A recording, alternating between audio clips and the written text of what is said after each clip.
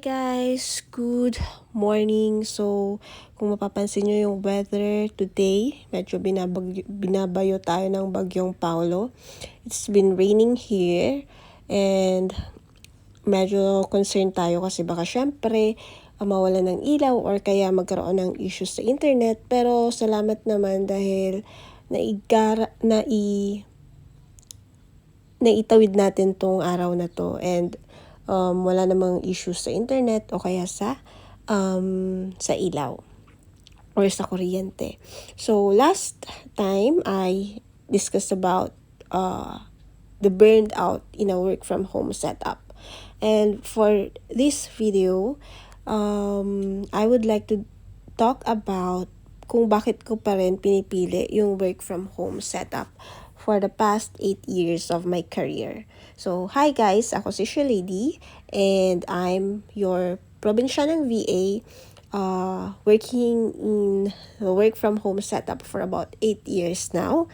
And today, pag-usapan natin kung bakit ko pa din pinipili yung work from home and its pros and cons.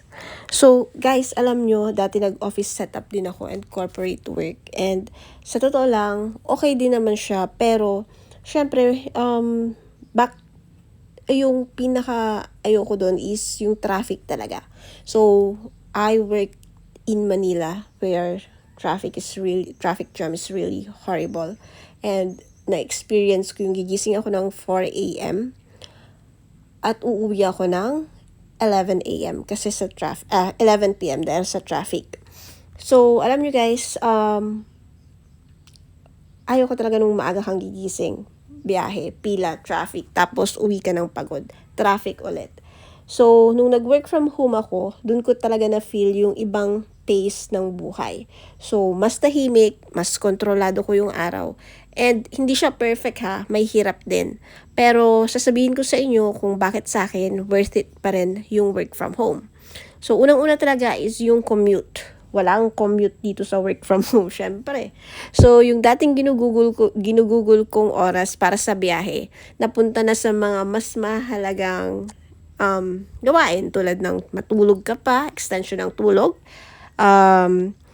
maagang kape, at minsan yung tahimik na uupo ka lang sa bintana bago mag-start. So, sa totoo lang, malaking bagay yun sa energy kasi kapag hindi ka pagod sa biyahe, mas buo kang darating sa trabaho mo.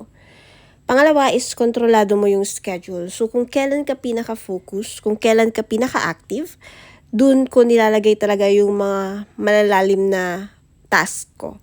Halimbawa, sa umaga, dun ako nagfo-focus. And then sa hapon, dun ko nilalagay yung mga reply sa emails at yung mga maliliit na task. So, kapag may kailangang asikasuhin sa bahay, mas madali kong na-adjust yung oras ko na hindi nagsasacrifice yung work ko. Pangatlo, syempre, is yung presence mo sa bahay. So, hindi ibig sabihin naman na lagi akong libre. Hindi. Kasi, syempre, kailangan disciplined pa din tayo kapag nasa work from home setup tayo. Pero iba't din talaga yung pakiramdam na andyan ka lang kung may kailangan. And yung tipong, kunwari may mga kailangang hanapin, kailangan tanungin, so nandyan ka lang, pwede kang very accessible ka. Or kapag kunwari may delivery or may errands, yun, kaya ko siyang isingit basta maayos yung plano. So, nakakagaan din ng loob yun. Pang-apat, syempre, is yung tahimik at focus. Kung gusto mong deep work, mas kaya ko siya dahil ako yung nagsiset ng environment. So, konting music, malinis na mesa, and kape, go ka na, diba? So, walang sisigaw na meeting in 5, o kaya, alam nyo yun. So, anyway, syempre, laking tipid din talaga siya kapag nasa work from home setup ka kasi wala kang pamasahe, konti lang din ang kain sa labas. And for me, like nasa probinsya ako, wala naman akong access sa Grab o kaya sa mga food deliveries. So, mas laking tipid din siya sa akin and hindi ko kailangan din ng laging may bagong office outfit. Kasi minsan hindi man natin napapansin yun, no? Kapag nasa work from home setup, nasa corporate or office setup tayo, syempre nag-i-invest din tayo ng mga like gamit and Syempre sa pagkain. And yun talaga din yung isang bagay na pinaka-nami-miss ko din kahit papaano. So, ngayon hindi lang ito yung highlight ng video ko na 'to. So, may cons din talaga yung, work from home setup. So, una talaga is nakaka-miss din siya ng tao. Minsan kasi, kapag nasa bahay ka lang parang you're so in your safe space, comfort zone, and parang naka-box ka na lang. Minsan tahimik siyang masyado, wala yung mabilis na tanungan o kaya tsismisan, or kaya kapag, alam niyo yun, yung mga mentor time na madadaanan mo lang at matututo ka na. So, kapag nasa work from home ka, kailangan ikaw mismo yung maghanap ng kausap. So, mag-schedule ka ng catch-up call o kaya sumali ka sa online community. Kasi kung hindi mo gagawin yon, mabilis kang ma-isolate. So, pangalawa, malabo minsan yung line of work tsaka sa bahay. Minsan hindi natin siya, alam niyo yun, nababalance. Kasi kapag nasa bahay ka nga, minsan gusto mo pang mag one last email hanggang sa hindi mo na mamalayan na gabi na. And dyan pumapasok yung disiplina talaga na kailangan mo talaga mag-set ng oras ng simula at oras ng tigil ng work. So, pangatlo is yung distraction sa bahay. So, may mga gawaing bahay, doorbell, nagpoop yung aso nyo, o kaya yung pusang maingay, ulan na malakas, tapos lahat magsabay-sabay na.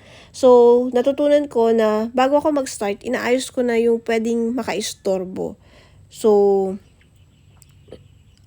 dapat naka-airplane mode ka din muna para makapag-focus ka talaga sa oras.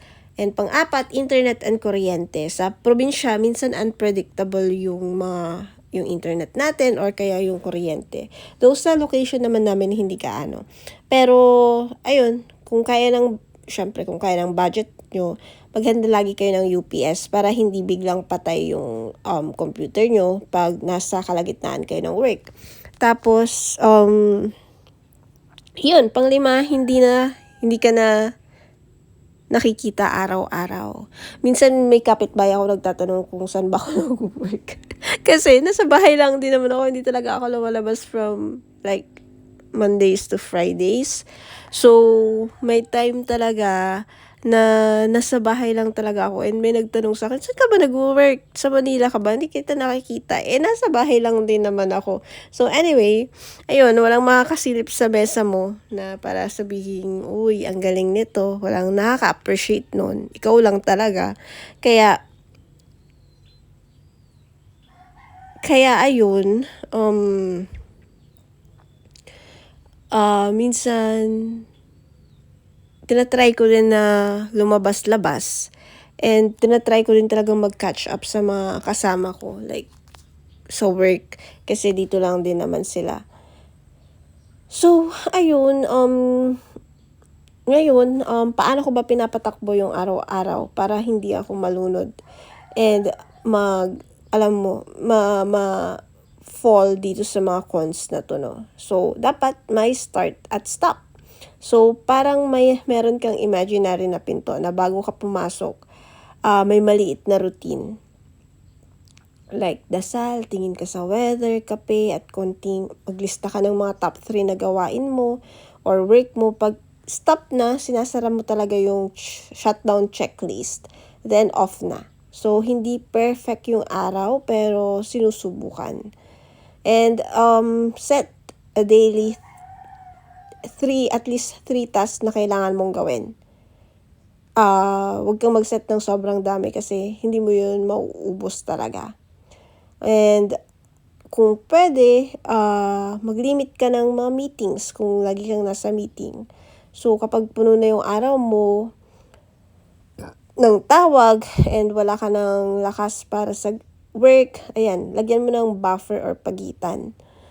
And human connection kada isang linggo. At least, maghanap ka ng totoong kausap, sa totoo lang. Pwedeng mentor, pwedeng kaibigan, pwedeng mga ka-work mo kung malapit lang sila. Pwede kang pumunta sa mga co-working cafes. Kahit isang beses lang talaga. Kasi laking tulong yon sa utak mo talaga and sa puso mo. So, mag-set ka din ng mga simpleng system para sa mga updates.